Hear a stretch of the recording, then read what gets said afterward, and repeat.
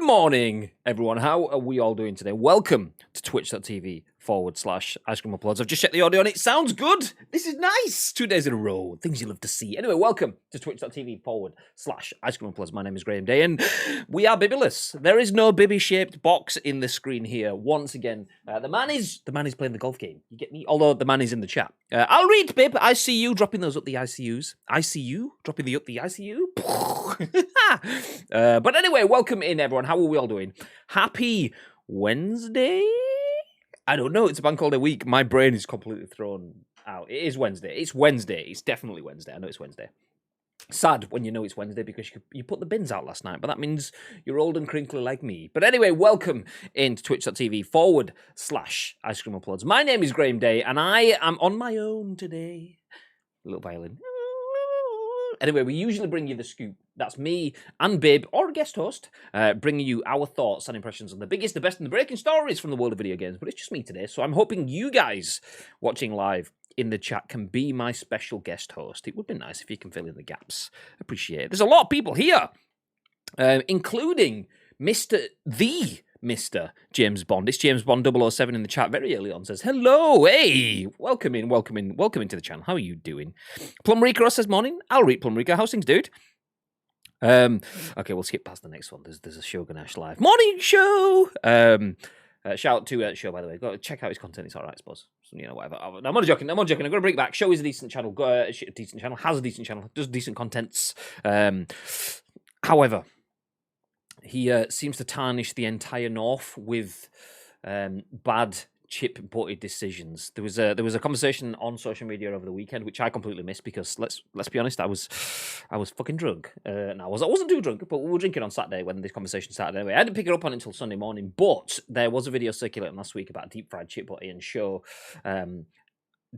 streams games in the evening, but he sometimes streams as he's doing his work and stuff during the day as well. And there was a conversation before we came live on the scoop about 2 weeks ago about chip butties and how to do them properly. And we had mainly the same opinions, if I'm being honest. We were quite aligned. There were some things different, like Show was like an absolute bottom bargain because he sees chip butties as a pure struggle food, so it's got to be like cheap margarine, whereas I'm like, okay, it was a struggle food for me, but it's also a struggle food that can be exceptional. So give me some fucking good quality but salty to feck butter. Anyway, long story short, we kind of were aligned. Some bits different, some the same. Anyway, there was a deep fried chip butty last week, and if I'm being honest, that video was horrendous. I would like to see the original thing. If you don't know what I'm on about, check out Show on Twitter. Scroll back through his videos, actually.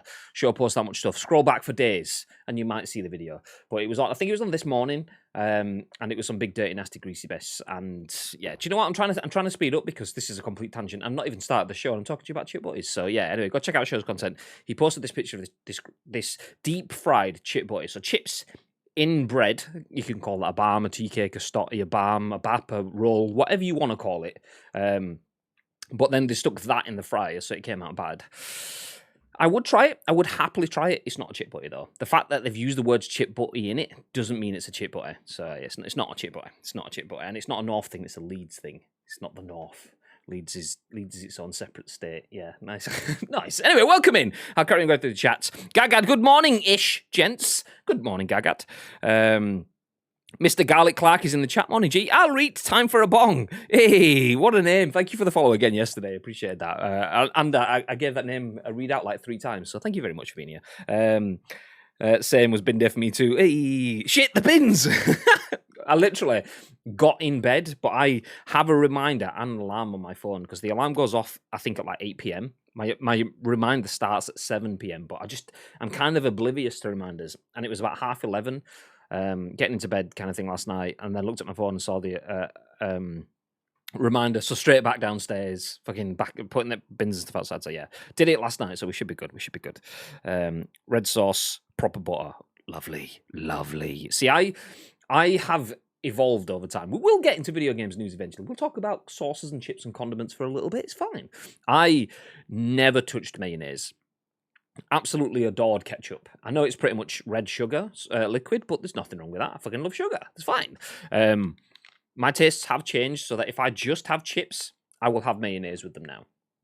Less so with chippy chips, but yeah, mayo and chips is the one. On a chip butty though, never mayo. Always, if I'm gonna have sauce, it's ketchup. If I'm not having sauce, then it needs shitloads of salt and vinegar and butter. So you've got the filthy, kill you very quickly seasoning on it. That's what we like. That's what we like. That was disgusting. It was so slimy. It was. The idea of a deep fried chip butty doesn't put me off. The idea of like the deep fried Mars bars and deep fried Snickers and fucking Kinder eggs or whatever well, Kinder egg would probably just dissolve. But yeah, I've tried one for the taste. It's not for me. It's not for me. Sweet and savoury can go well. That just doesn't. It just turns into a dirty mess, in my opinion. But a chip butty I could see actually working, but that was just rancid. I've been drunk with you at least 3 or 4 times. Birdcage was fun. I mean, yeah, we've been drunk in many different countries as well. What about, where was it? Oh, I'm trying to remember what the other one was. Was it Milan? It was Milan, wasn't it? When we went to the bar with me, you, Oz, and Adam Butcher. Yeah, fun times, fun times. Birdcage was an eventful night. We're just gonna have a nice, quiet launch ceremony for PES 2015 at the National Football Museum in Manchester. A really nice, cultured place, and we've got the Sky Bar above it, which I think now is a separate bar now. But a nice view over Manchester. Oh yeah, we've had a few beers. We've launched a game. What should we do? Birdcage? Yeah, let's go. Fucking shots and everything later on. Fun times though. Fun times. Mayo, okay, and KFC burgers only for me. I mean, mayo and a chicken burger, yes please, Mayo and chicken is good. Chippy chips has to have gravy. Yes and no. I agree with the sentiment that chippy chips and gravy is good. I always get gravy when I go to the chippy, but I can have mushy peas instead, or I can just do salt and vinegar and salt and vinegar and ketchup as well. I mean, I would go gravy, but I could take alternatives. I'm not a mayo guy. It's okay in a burger, but it's not. Nah, I'm good. My lamb was heavy. It was good though. It was good. I still pissed myself. If anyone, this is a little bit of PES education for people.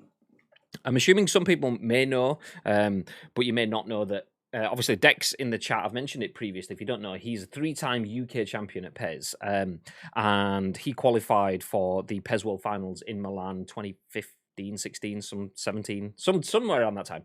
And along with us at that event was Osman Idris, previous UK. Has Oz been a UK champ? Definitely UK representative at international events anyway. And we were in this bar. And I'm trying to paint a picture. There was basically the DJ booth, and at each side of the DJ booth was corridors to go into the other side. So the room was basically a room that had a huge box in the middle of it, like a huge sort of wall, which had a DJ booth on each side and 2 corridors that went down the side. Or that's what we thought. Turns out it wasn't that at all. Those were mirrors going down the side of it. That was the end of the room. We thought it was like a box that you kind of walk around and go to the other side. Anyway, well, Oz goes, should we go into the other room? I was like, yeah, let's go. So I'm walking behind Oz, and we all realised, oh shit, that's a wall, and stopped. So there's me, Adam, and Dex stood there waiting as Oz walks up to this mirror to go into the next door room, and we thought he was going to face plant it, so we were all ready to laugh.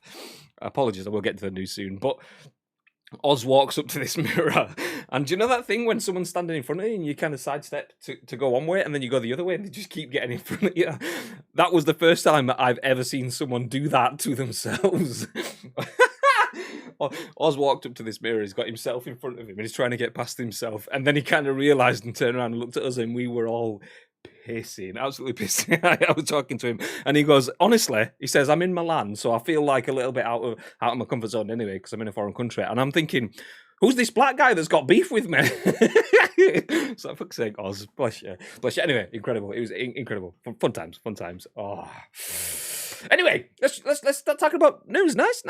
If you don't know what this is, my name is Graham Day. This is The Scoop. Obviously, we are Ice Cream Uploads, and in true Ice Creamy fashion, this is The Scoop, the UK's #1 video game podcast, even if we do say so ourselves. Anyway, we go live on Twitch each and every single weekday at 10 a.m.-ish. 10 a.m.-ish. It's now 23 minutes past 11, so it's 10 a.m.-ish.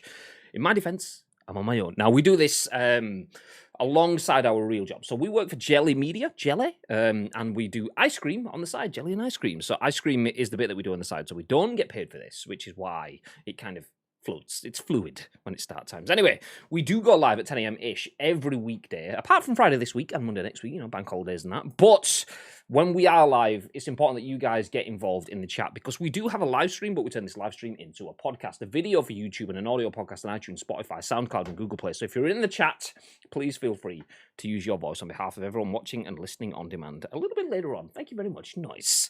Before we do jump into the show, just a quick reminder, !loot drop. If you're a subscriber, you could bag yourself a free game next week. So the first Monday of the month, we give away a free game or a free prize. It's not always a game. Sometimes it mixes up. This month's prize is a copy of Valheim for PC. If you don't have a PC, or if you already have Valheim, or you just want something else, we can sort you out with something else. But we want to mix up the messaging. So a free copy of Valheim for one person on Monday. And time for a bong!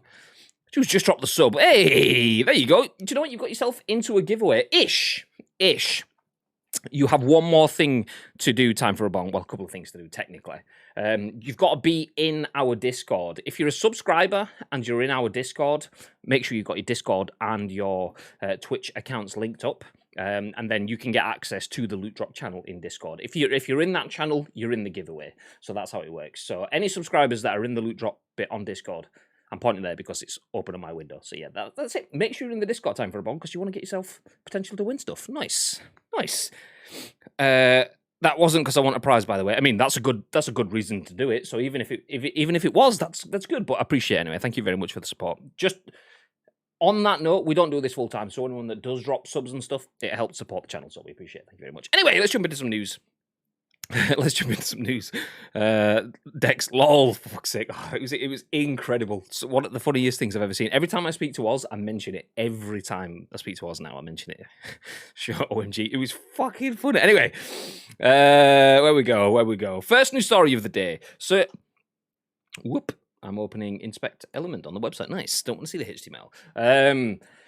So we spoke about Cyberpunk day in, day out for about 2 or 3 months, and we do keep coming back to it, but today we actually have 2 stories, which I'm going to run through back to back, just so that we can get through them. But there has been a long time game in the works. CD Projekt Red confirmed that Cyberpunk would be a single-player game, but that it would be a multiplayer game coming following that. However, that is not the case. Ish. So the game that was originally planned is not going to happen, but they do have something else in mind. So this article written by Sherif, Saed at VG247, which only went live just this morning, says CD Projekt Red, quote, reconsidering Cyberpunk 2077 multiplayer. Apologies, I do have a sweet in my mouth, so if you can hear that, just is what it is. I'm not going to spit it out of the mic, though, so I've done that before. We all know. Anyway, as part of Tuesday's CD Projekt strategy update, actually, no, I've missed a bit. We're not getting that mysterious Cyberpunk standalone multiplayer game, at least not in the way that we originally imagined. As part of Tuesday's CD Projekt strategy update, where the developer announced its intention to work on multiple AAA games simultaneously and delay its marketing push until closer to a given game's actual release, the studio also shared some news about Cyberpunk 2077's standalone multiplayer game. That marketing push stuff, by the way, is, I assume, in relation to Cyberpunk 2077 being the longest marketed game in history, which actually worked out good for them until the game didn't work out good for them. But yeah, they're going to shorten that just to avoid the potential of drop-off. But anyway, they also shared some news about the multiplayer game. That game, which we were told would be CD Projekt Red's next project after finishing the core Cyberpunk 2077, has been reconsidered. President and joint CEO Adam Kaczynski shared news this morning in the group. Oh my God, I don't know where I'm getting words from. Shared this news in the group strategy video, explaining that the work teams put into that mode will manifest in Cyberpunk 2077 in some way. Quote, previously, we hinted that our next AAA would be a multiplayer Cyberpunk game, but we've decided to reconsider this now, said Kaczynski. Given our new, more systemic and agile approach, instead of primarily focusing on one big online experience or game, we are focusing on bringing online into all of our franchises one day. Kaczynski went on to add that CD Projekt Red is currently building online technology to allow multiplayer modes to be developed in tandem with the core single-player component. The CEO also revealed that community features built around these online components will rely on GOG or GOG Galaxy, seemingly similar to Ubisoft's Kinect integration across consoles and PC. Just ditch my sweet so I can speak more clearly. Nice. A little earlier in the video, Kaczynski also stressed that CD Projekt Red makes single-player, story-driven AAA RPGs, and that is not changing. What is changing is our long-term approach to online, he explained. And by this, we mean ensuring we are properly prepared to implement online elements in our games where they make sense. We don't want to go overboard or lose our single-player DNA. We want to take thoughtful steps to build robust online capabilities. Judging by these comments, at least, we should expect some form of online to arrive in Cyberpunk 2077. Indeed, online-based interactions were listed as in the pipeline for Cyberpunk 2077 in the plan, but that may not necessarily mean a multiplayer mode in the traditional sense. Data mines around the launch of Cyberpunk 2077 hinted at some GTA Online style elements for the game's multiplayer with heists and other standard deathmatch modes. The original plan was for the Cyberpunk standalone online game to arrive sometime in 2022 or beyond, but it's not clear if we're going to now see it earlier. So, anyone still playing Cyberpunk? Anyone still waiting to play Cyberpunk? Anyone waiting specifically for the multiplayer element of Cyberpunk? If you are waiting for the multiplayer element, then it may be sooner than you thought, because it's not going to be as big as they first planned. West, thank you very much for the host, dude. Much appreciate it. Anyway, before we jump in and dissect that, I did say that we have another Cyberpunk story, so we'll go through that at the same time so we can tick off the both in one. Bear with me 1 second.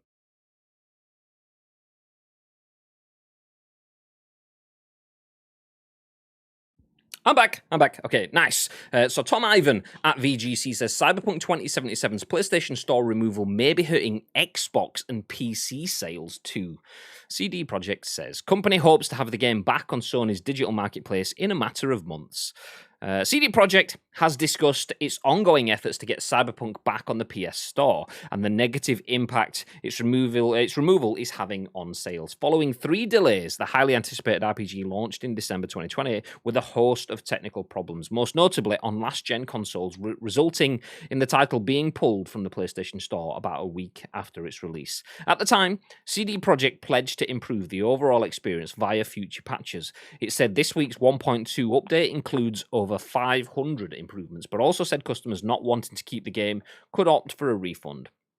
3.5 months after it was delisted from the PlayStation Store, CD Projekt was asked during a conference call on Tuesday when the game might return to Sony's online marketplace.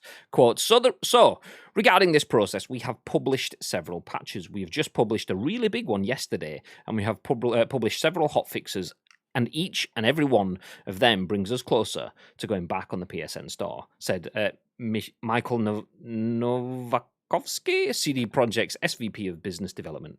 I absolutely nailed that. Nobody can tell me different. Anyway, however, the final decision, you have to understand, belongs to Sony. We do believe we're closer than further, but of course, the final call is theirs, so let's see. Later on the call, he was asked to provide an updated sales forecast for the game, and while Novakovsky didn't offer a figure, he said sales would be heavily impacted by 2 major factors: the release of the next-gen version in the second half of the year and the game's return to PlayStation Store. Cyberpunk's absence from Sony's digital storefront was possibly hurting sales across all platforms, Novakovsky said.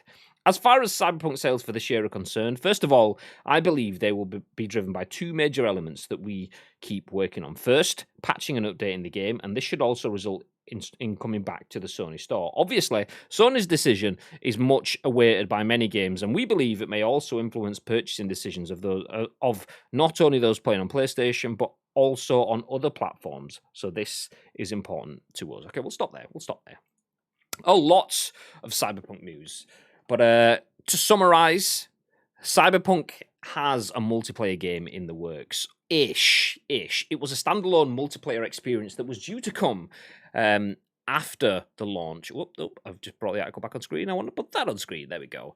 So that was due to come after launch as a standalone game. That has been revisited or reconsidered, as they've put it. They don't believe that having one standalone element in Cyberpunk is core for their idea of what CD Projekt Red delivers as games. If you speak about The Witcher, it's not a multiplayer game. You speak about Cyberpunk, it's not a multiplayer game.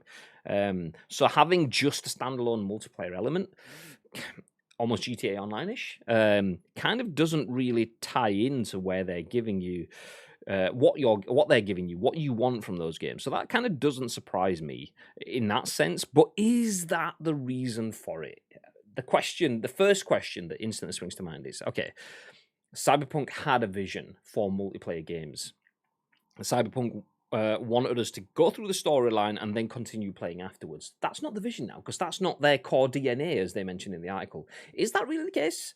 Or is it a case of, okay, you've got so much to do on Cyberpunk, you've got so much to fix, so much to rework, that having a whole new separate experience that's different from anything that where your expertise lies. If your expertise currently lies in something that's failing, should you be trying to potentially upset the apple cart with the multiplayer game separately? They will still be adding multiplayer functions. It's not gone completely. It will be back. The standalone game itself, the idea of that has been canned, but multiplayer will be coming to all of their games, they did say. But I can't help but feel they've scaled it back because they realise they overstretched with the base foundation. Not so much that that's not their DNA, but that they need to fix their DNA before they start to looking to evolve. Does that make sense? I think that makes sense. Let's go with that.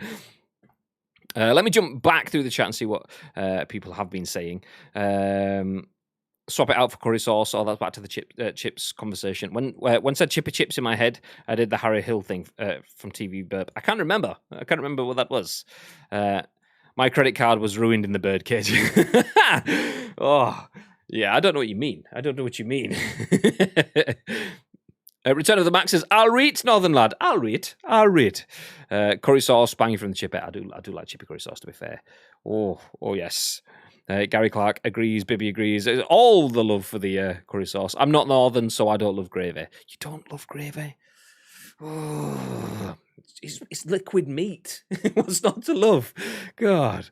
We spent 23 minutes chatting about condiments today. This is kind of the Ice Cream Uploads vibe. We often get distracted by food. Well, our name includes food in it, so it kind of part of the course. So jelly, food type. Ice cream, food type. Both of them unhealthy. It kind of is what it is. I binned off Cyberpunk, was broken on PS4 when it came out. I was waiting until I get a PS5 and then try again. Rip. No, I understand. I completely understand. I mean, do you know what? We need kind of like a command in chat for whenever I do this, but every time we talk about Cyberpunk, I reach into the drawer and I get my PS4 copy that Daniel lovingly bought for me that now is fucked. Never mind. Fuck's sake. That still has the shrink wrap on it. So it hasn't even been opened. I got it with much excitement. The reason Daniel bought it for me is because I was excited to play it. So yeah, she knew. I was excited enough that she knew to get it me. She did. She got it me, and it still hasn't been opened. So that kind of shows you in that sort of vibe. However, many hot fixes, multiple patches, extra content. Nice. We're getting closer and closer. When we get the PS5 version, that will go in my PS5 and we'll go there. But yeah, a lot of people are holding off for the next gen, which then leads into their second article, that they believe the PS4 version being a bit shit is the reason that it's not selling as well on other platforms. I mean, it did sell. Cyberpunk sold incredibly well at launch, but that had such a monumental drop-off, and that's probably twofold. The fact that so many people bought it at launch means that they got close to saturation quite quickly, potentially, or the other angle is that a lot of people bought it and realized how badly broken it was, so a lot of people didn't buy it. People that were on the verge of buying suddenly went, actually, yeah, I'm probably going to hold off on that.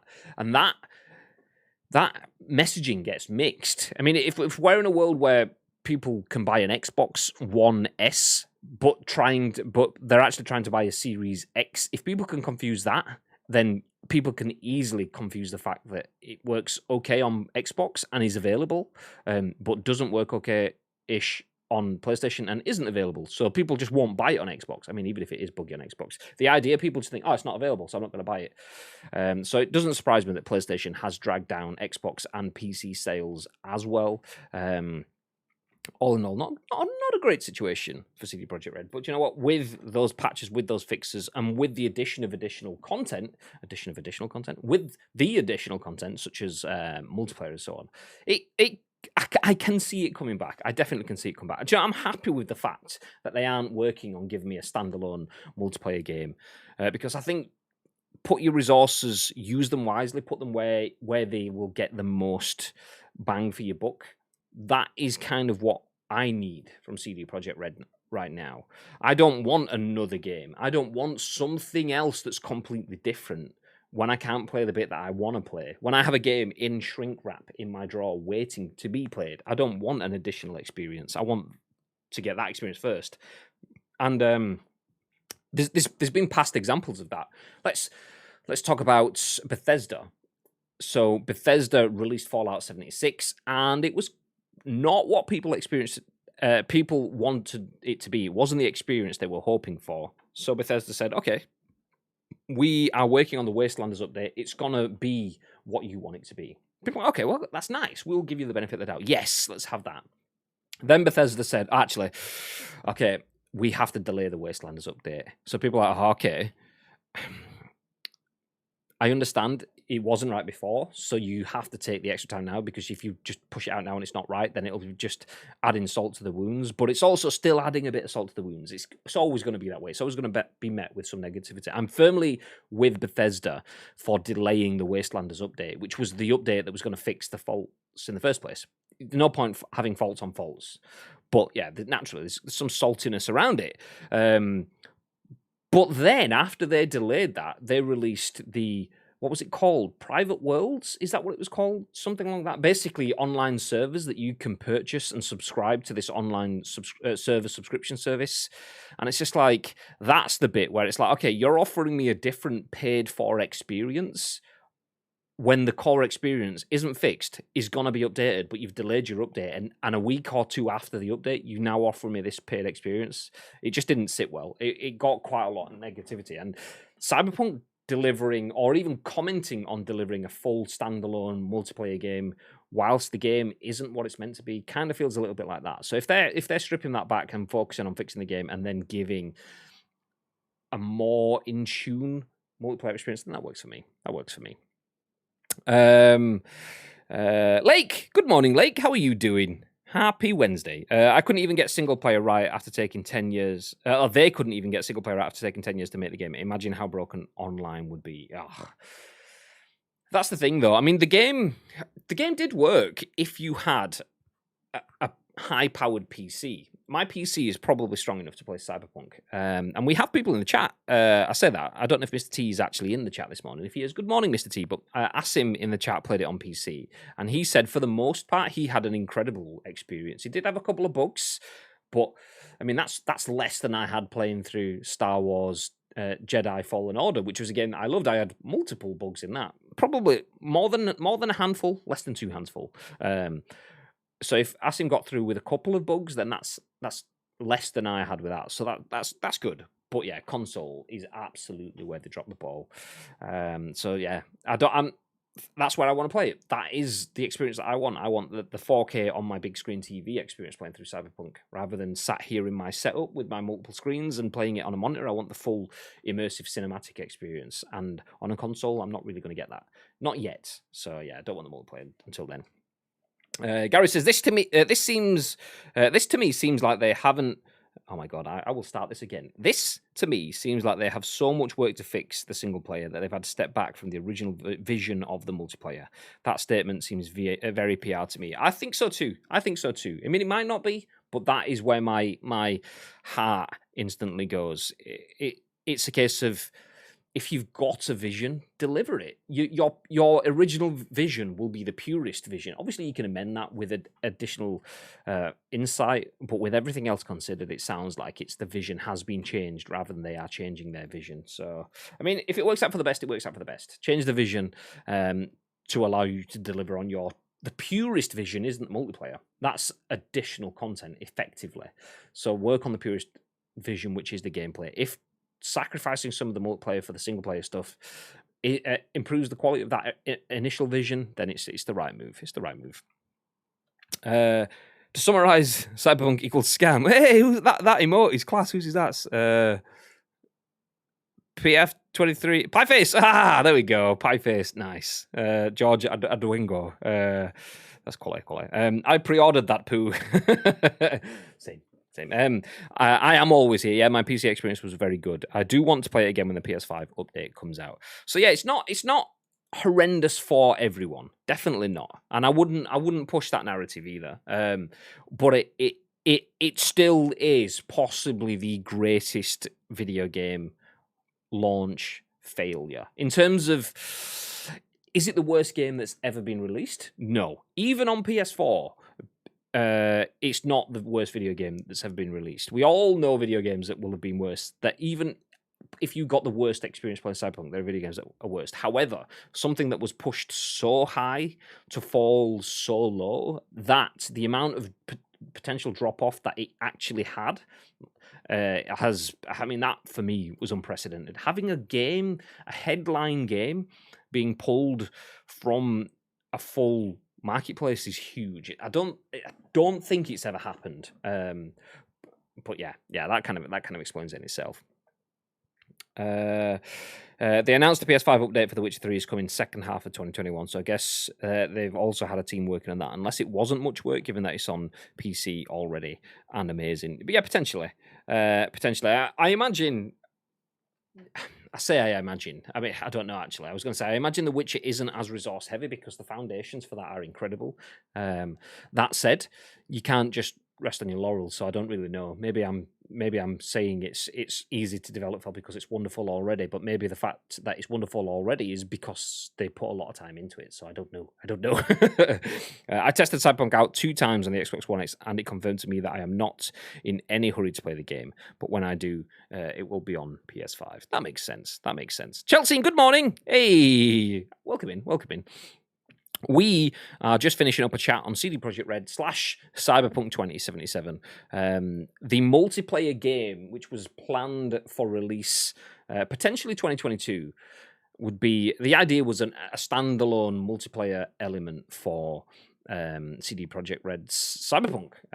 So Cyberpunk will have a standalone multiplayer game, and you get that in Jobs Good, but that is not the case anymore. They've canned the idea of that, and they're going to incorporate the learnings for that into the other games, which is probably a drive featured, probably driven by our second featured story, which was that the PlayStation version of the game not being available to purchase through the digital store is hampering sales elsewhere. It's basically created a bit of a bad narrative around it. So for me, wrapping that up so we can jump on, scale the multiplayer down, allow yourself to fix the single player stuff, and then add the multiplayer in separately. Allows you to get it on the PlayStation Store, which allows you to make sales everywhere else. Get next gen out, get it on all platforms, and profit. That's the idea. That's why there's no multiplayer. That's what we assume. We will see. Anyway, we'll keep you posted on that as the story evolves over time. As I'm currently bashing my mouse. Anyway, bashing my mouse, not like that. Calm down, easy tiger. Let's take. That's why I hit the. I have a Corsair Glaive mouse, which has basically a button on the top to change my DPS, and I have it on like 2 out of 5 because I'm an old man. But I keep catching it and turning it up to like 5 out of 5, so that when I move my mouse, rather than it going, it goes like, so, fuck. But anyway, you didn't need to know that, but I told you anyway. So let's jump into our next bit of news. This one was shared by one of the community guys as well. If you do want to impact the show, there's 2 ways you can do that. First of all, you can get involved in the chat with us live and give us your thoughts and impressions as we go through the articles, or you can help us by directing us towards the articles that we actively discuss, and that is where this article came from. It's written by Ian Carlos Campbell at The Verge, and it says, YouTube is experimenting with hiding dislikes to protect creators' well-being. Nice. This was submitted by Camaldinho. Thanks, Cam, for dropping it in the Discord. Appreciate it. If you want to get involved and want to share news with us, then !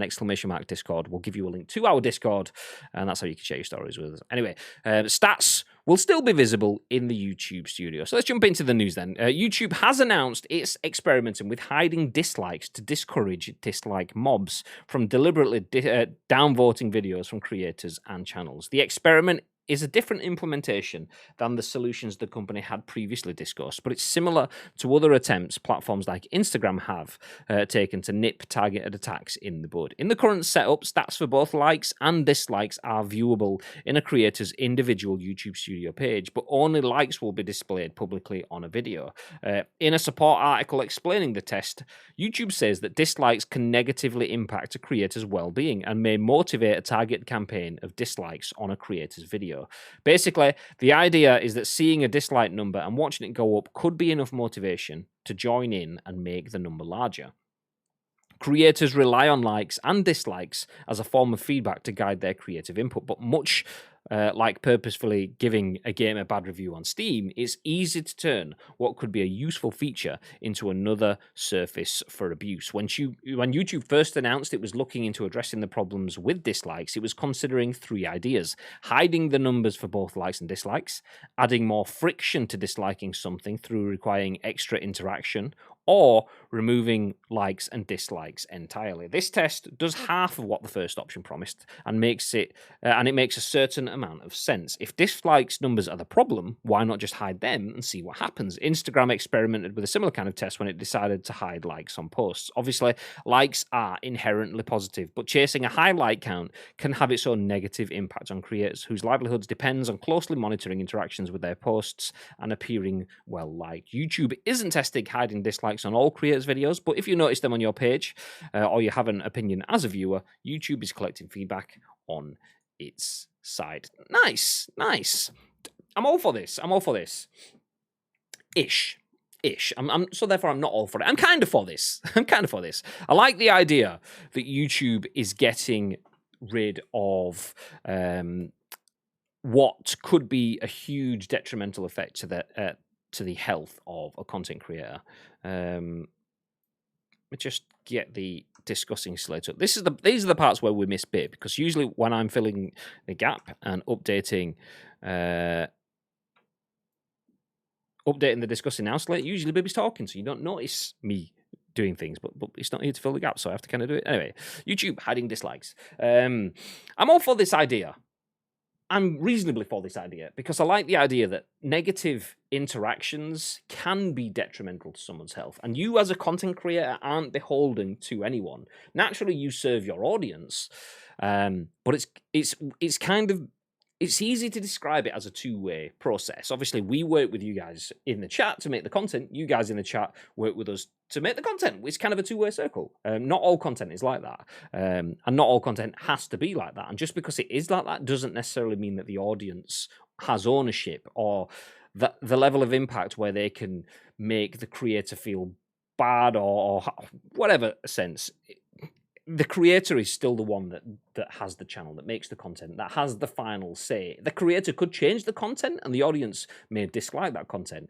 And that is where the audience, in theory, should find content that they like instead. But if you've invested time and effort in building a channel and getting behind a creator and they change their creative direction, then naturally you as a viewer will be put off. So that's where things like the dislike button are meant to be used in terms of, okay, I like you. I like your content. I like your presenting style. I like the way that you construct your arguments or play your games or whatever content it is you do. Me hitting dislike on this video is to show you that I prefer it when you play Fortnite, not PUBG. I prefer it when you do talk shows, not play games.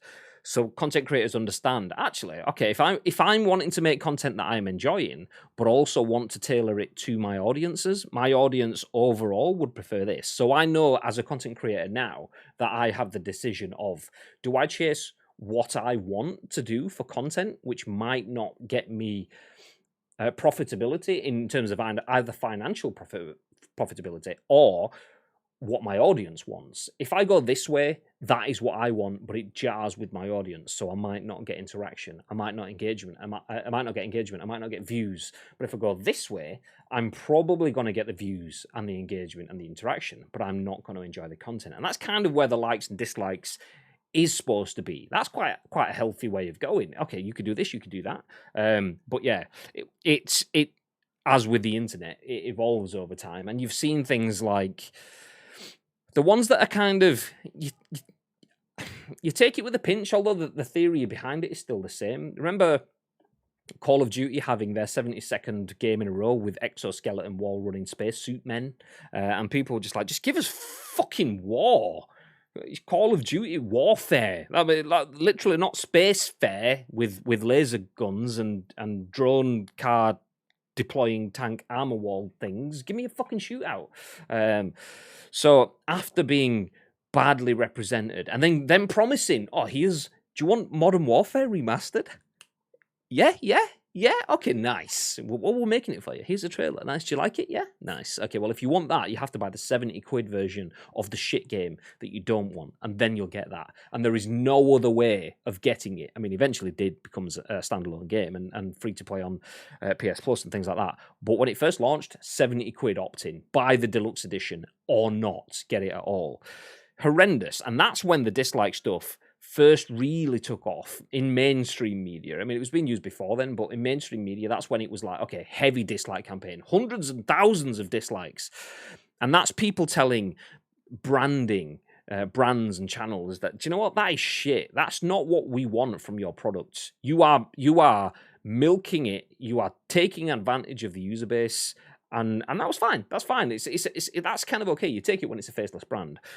But Dark Dusk, thank you for the follow. Welcome into the stream. How are you doing? Happy Wednesday. But so hiding dislikes on that sort of instance is kind of, I mean, I know people still work on brand channels. There are still humans working behind those channels, but it's not the same. Whereas content creators that are being like heavily hit either by automated processes, like, I mean, is there such a thing as a downvote bot? I imagine there probably is. You get view bots, so I imagine there'll be malicious activations around dropping that, because hitting those dislikes does have an effect on the algorithm as well. If you dislike a video, YouTube understands that you dislike a video from me.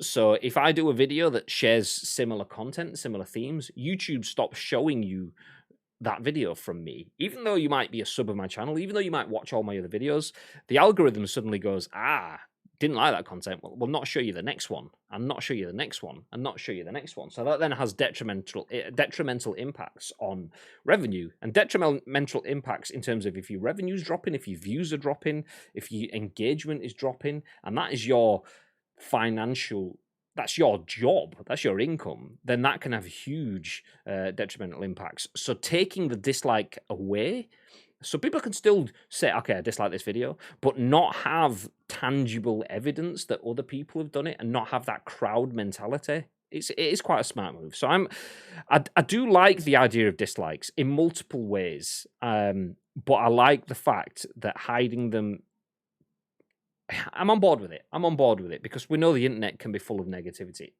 If you get big enough to get noticed, you don't always get the good attention, and hiding dislikes could be creative in that sense. I'm kind of good at it. Okay, let's go through the chat. Gary says, getting rid of dislikes needs to happen. They are literally not needed as it spreads negativity. YouTube stops a lot of harmful content videos from going live, so the dislike button isn't needed for stuff like that. Gary says, Plum Rico says, but not everything in life is amazing, fantastic, awesome, terrific. Is it not? Is it not? But then people hit the dislike without watching the actual video. That's the problem. I mean, that exactly. If people are just hitting the dislike button, I mean, kind of hypocritical when I say I was kind of on board with the Call of Duty stuff, but that's because 3 or 4 games in a series of these horrendous releases, Infinite Warfare, Advanced Warfare, Super Wall Running Warfare. Great, yeah. You're not listening, Call of Duty. We need to do something drastic to make you pay attention, and dislikes could be used in that sense. I was kind of on board with it then, because it was a drastic stance, the community uniting in one voice to say, look, you're not listening. But drastic stances, like I said, don't always happen for the right reasons. Some people can do drastic stuff just to be shits. So I like the idea of the dislike button being used for that sort of instance. I mean, others wouldn't. If you're happy with the games, I understand that maybe you didn't like that use of the dislike button. But it all kind of ties in. I'm happy with its removal. All content creation, there's a lot of charged attitudes around content creation. If you are in a position where you can make content full time, and we aren't, we make content on the side. I mentioned it that we don't have the world's largest number of subs, we don't have the world's largest number of viewers. We do massively appreciate everyone that does sub and view, by the way, but yeah, we're not in a position where we can be that. But people think once you get to that position, you should be thankful that you're in that position. I mean, you should be thankful if people are supporting you and loving your content and working with you for your channel to grow. I absolutely am thankful for every single person that does sub to the channel, but that doesn't necessarily. Slavery is illegal. So if you're forcing people to do things that they want just for the promise of money, then content creators should be entertainment that you pay for, like going to the cinema and so on. Not entertainment that you're locked into, and not entertainment that you can hold to ransom. And dislikes just kind of feeds into that. It feeds into that whole negativity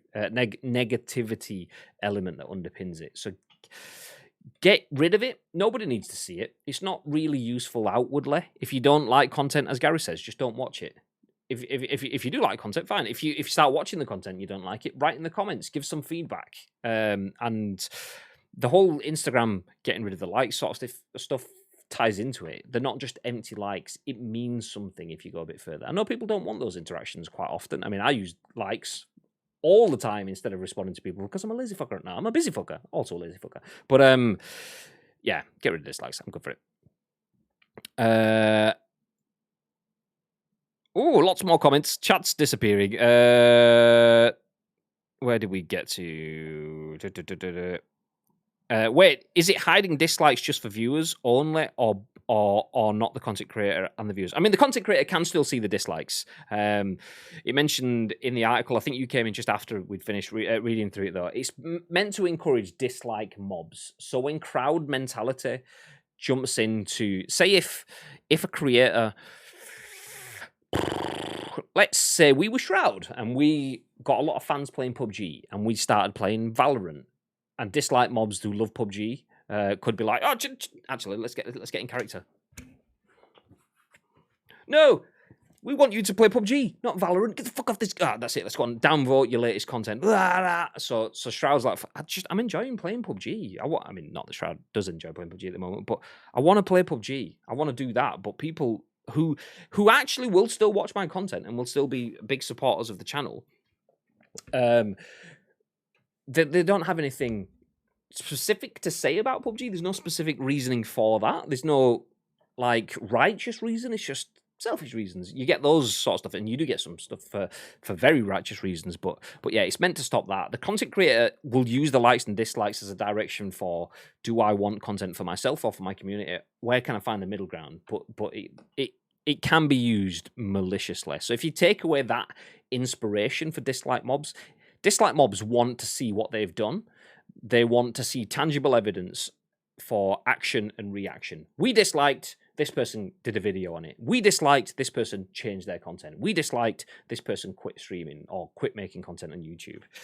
Take that away, and then it takes away a little bit of the, if I can't see what I've done, then I'm not bothered. I'm not going to dislike them. So it just takes away that. Excuse me.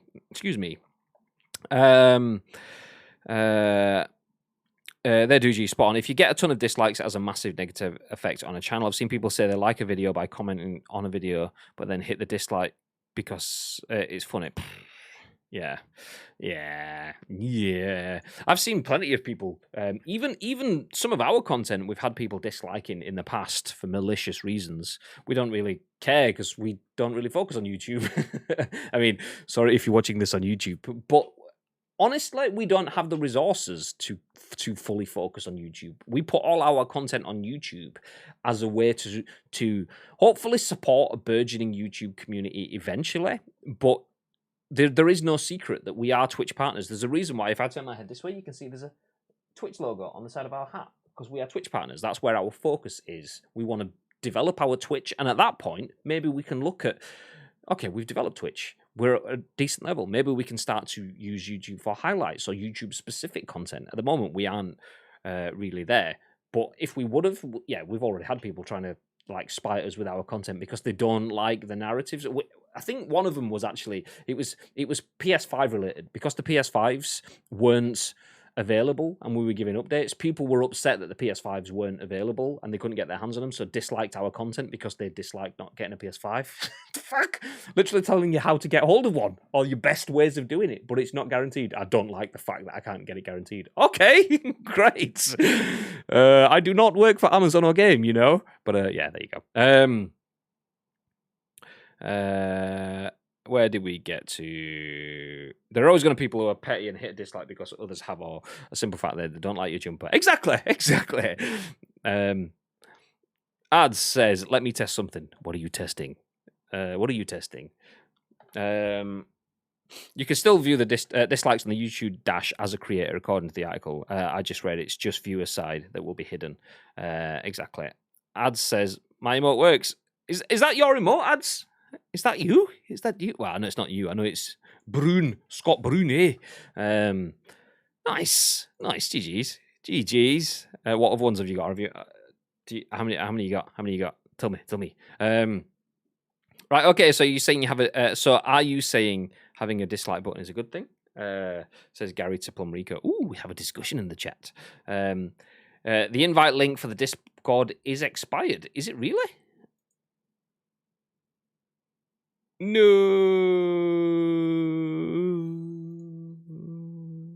Okay, let me see. Do you know what? I will.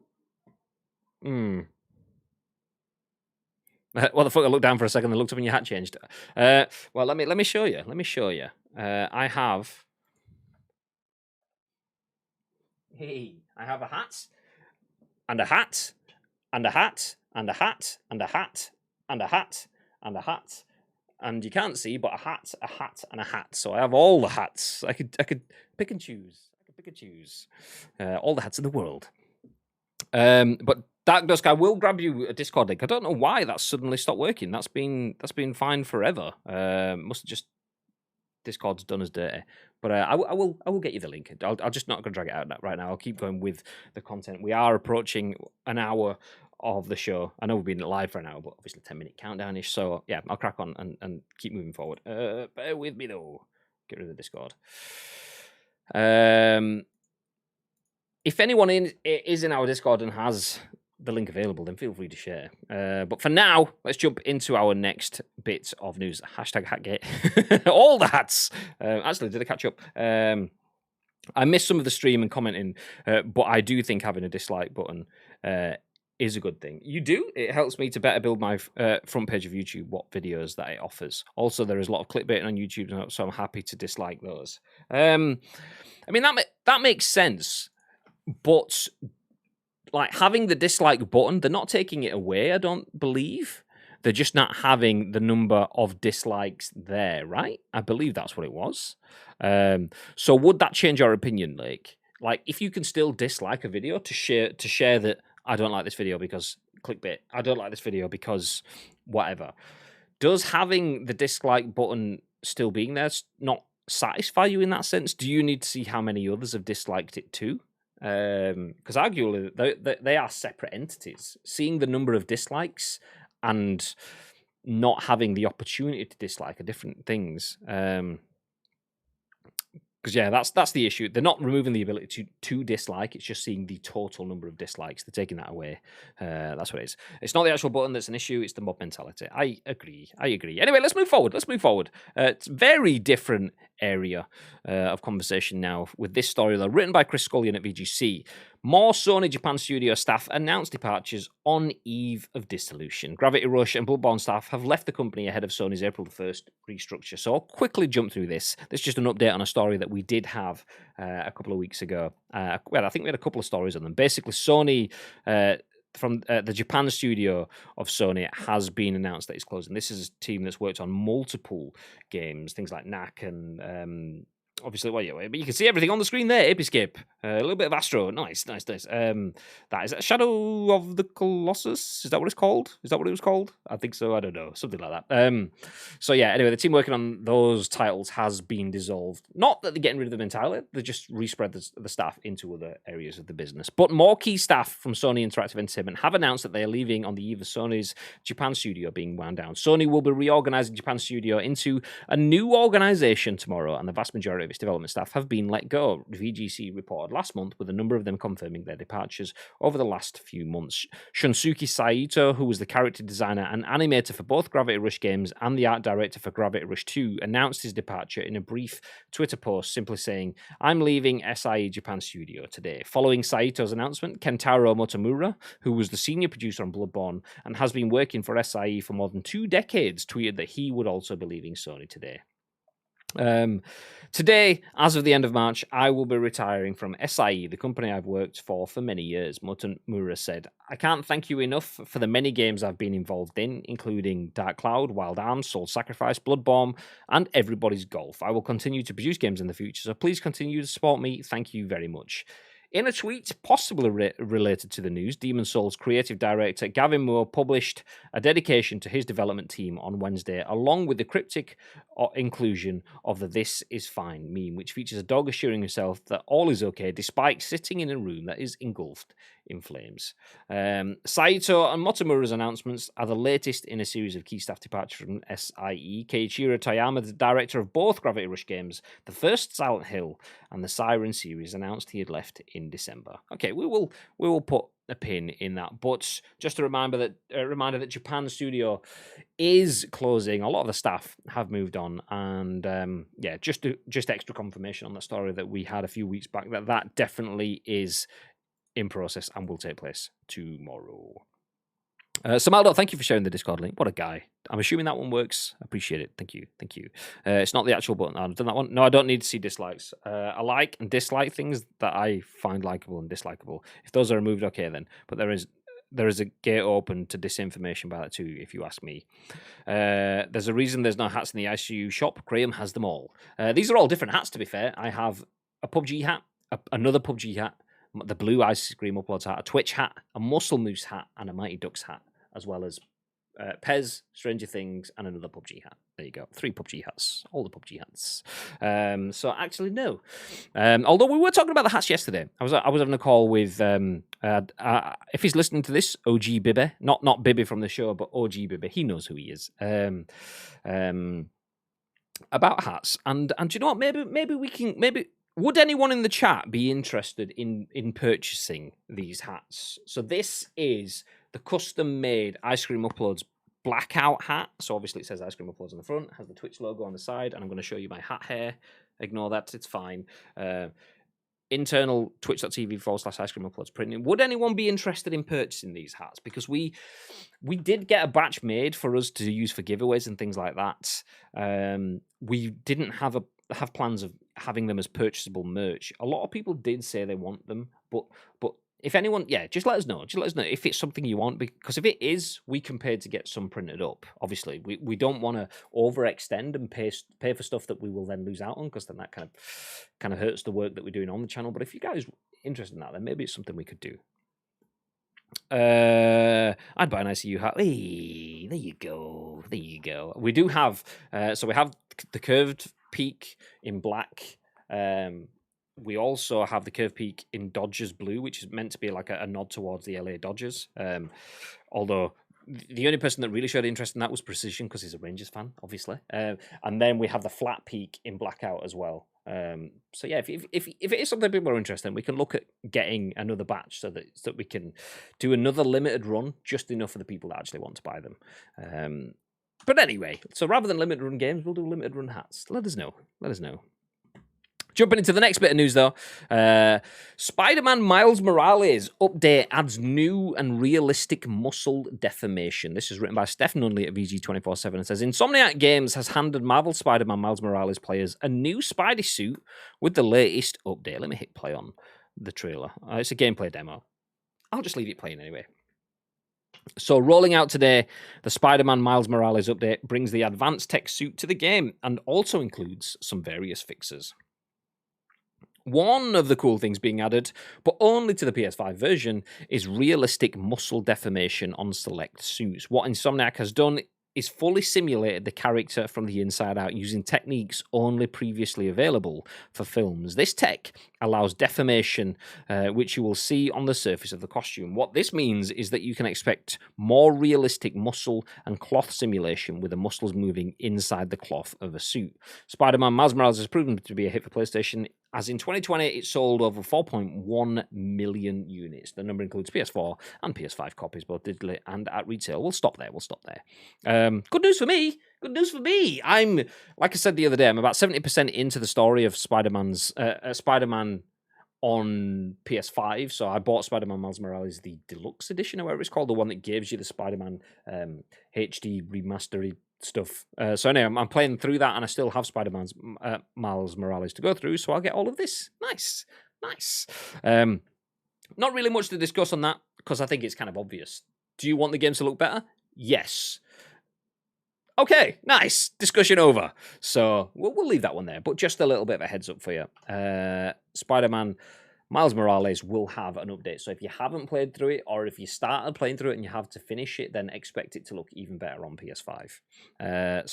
Spider-Man Miles Morales is so good, says Gary. I mean, I expect that to be the case, because Spider-Man, genuinely, without any add or spawn or anything. I mean, obviously, if you want to add and spawn me, PlayStation, Marvel, feel free. But playing through Marvel Spider-Man on the PS5, genuinely, I think is the game that I've sat there and said the words, this is so good. This game is so good. Like, literally saying that to myself or to Danielle when I'm, like, swinging through the city, doing 4 somersault backflip kind of things, and the way you can just mix up your fights. You can have a fight with like 30 different enemies and just kill people in different ways every time. It's just so varied. It's incredible. It's really good. If you haven't played it, it genuinely is one of the best games I've ever played. It's really, really good. Anyway, we will get ready to wrap up the show. Thank you everyone for sticking around. But before we do disappear, this is the story you've been waiting for. Yes, Cyberpunk could have multiplayer. Yes, Miles Morales may have cinematic level muscle definition. That's all well and good. But Assassin's Creed is launching its own Where's Wally book later this year. Yeah, there you go. Games have peaked. John Bittner at The Gamer says, where's the assassin? Where's the assassin? Oh, no, actually, it's not a question. It's just the title. Where's the assassin has you searching for characters from the series, although we doubt they'll be sporting the iconic red and white stripes. So there you go. If you're a fan of Where's Wally, or I believe Where's Waldo in different territories. In the UK, it's Where's Wally. I think in Australia, it's Where's Wally, but is it Where's Waldo in America? I think that's what it is. Anyway, Wally, Waldo, whatever it is. Assassin's Creed is launching a hidden object book on September the 7th titled Where's the Assassin? The picture book will be modelled after the popular Where's Wally series known as Where's Waldo in North America. There you go. Answer the question for me. And will feature local locations popularised by the franchise. The book is available for pre-order on a variety of websites, including Target and Forbidden Planet. This gorgeous puzzle book, this is a quote by the way, this gorgeous puzzle book for Assassin's Creed fans of all ages will delight the eyes, challenge the mind, and help fans to hone their assassin observation skills, reads its description. Do you have the eagle eyes necessary to make it in the enigmatic Brotherhood of Assassins? This classic search and find book will allow gamers to interact with their favourite characters in a new way, with beautiful, intricate, original illustrations spanning over 2,000 years of history. Search for 13 iconic assassins through the ages and across the world. The entire book is 40 pages long, so there's plenty of space to cram in iconic locations from across the entire franchise. Its cover appears to feature a Valhalla-inspired village, though the publisher is yet to make other pages available. It's also not clear which assassin you'll be looking for, or if it will vary by location. Where's the Assassin has no affiliation with the popular Where's Wally books, so it's unlikely we'll see our favourite assassins donned in the iconic red and white striped suit. Boo! Valhalla has been one of Assassin's Creed's most popular titles today, and as the latest entry in the series, it makes sense that it will be heavily featured in the upcoming book. The title has seen constant updates since launching last year, with the most recent patch introducing transmog gear and various bug fixes. We could stop there because we don't need to talk about Assassin's Creed Valhalla. What we do need to talk about, though, is, where's the assassin? Yes, please. Yes, please. I mean, there's all sorts of conversations that we could have had. We could be talking. I dropped my pen. Sorry. We could be talking about, is dislikes bad for the mentality of a streamer? Does incredible negativity affect a content creator? And should that be something that we're looking to cater in? Or we could have conversations about where is the assassin. So talk about the balance. Talk about balance. We get a bit of everything. But genuinely, I would love this. I'm not the biggest reader, I must admit. I read a lot when I'm on stream, reading you the news articles. I do read a lot. I read digital media. I don't read books and magazines. I'm not a paper-educated man, which I'm probably missing out on a lot of the world, but I would be paper-educated when it came to this. Some of my fondest memories are being between the ages of 5 and 35. Reading Where's Wally books. So yeah, give me that, anything. Do you know what? Fucking give me a Where's Snake from Metal Gear, or a Where's Pyramid Head, or Where's Ronaldo, whatever. I mean, I'll take all of that. So yeah, nice. I mean, I like it when games step out of the usual. Oh, you want a game? Okay, how can we sell the game? How can we get in front of more people? Do you want to give away a free keyring? All right. Yeah, okay, we could do that. Yeah, nice. What else? What is the game?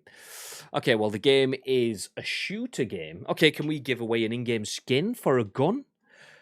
Yeah, okay, we can do that as well. Yeah, all right, nice. What else? Well, people like to drink energy drinks, so let's strike up a deal with an energy drink brand. Nice. Okay, I mean, all good, but nothing's exciting. I mean, don't get me wrong. If I saw a PUBG can of Coke in Tesco, I'd well be picking that up. Absolutely.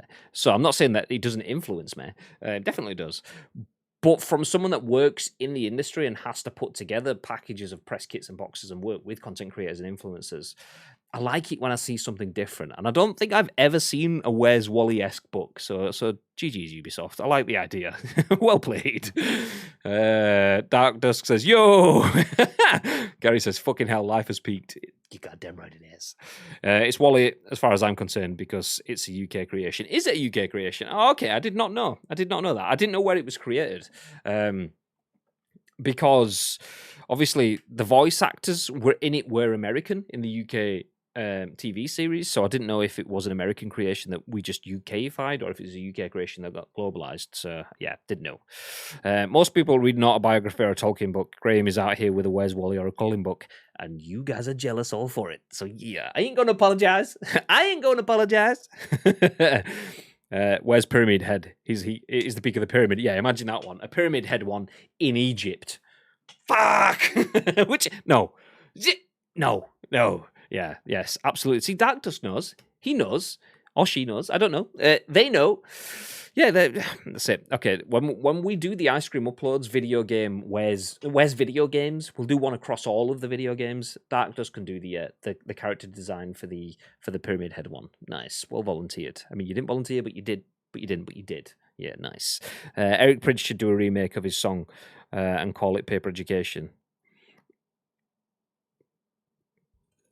No. On that bombshell, thank you. I appreciate the attempt, David. I appreciate it. Thank you, everyone, for joining us for the show. The show is now done. For those that don't know, we go live for an hour-ish, 10-ish, each and every single weekday UK time, 10 a.m.-ish. Today was like 11, so ish. There is ish. We have an ish button for a reason. So we go live at 10 a.m.-ish each and every single weekday.